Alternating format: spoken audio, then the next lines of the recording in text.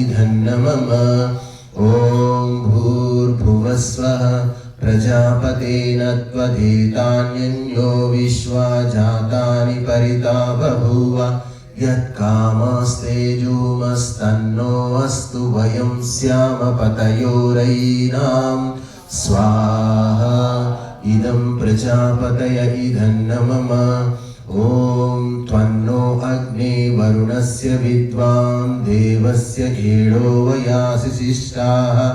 यजिष्णो वहिनितमः शोषुषाणो विश्वाद्वेषांसि प्रमुमुख्यस्म स्वाहा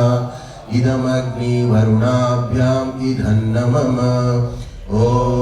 सत्वन्नो अग्निवमो भवोति निर्दिष्टो अस्य उषसो व्युष्टो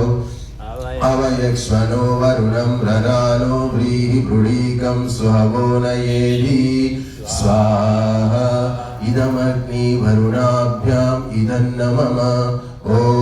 इमं मे वरुणश्रुधि अवमद्याचमुदय त्वामवस्युराचके स्वाहा इदं वरुणाय इदन्नमम ॐ तत्त्वायामि ब्रह्मणा वन्दमानः सदा शास्ते यजमानो हविर्भिः अहेणमानो वरुणे हभोद्युरुषं समान आयु प्रमोषि स्वाहा इदं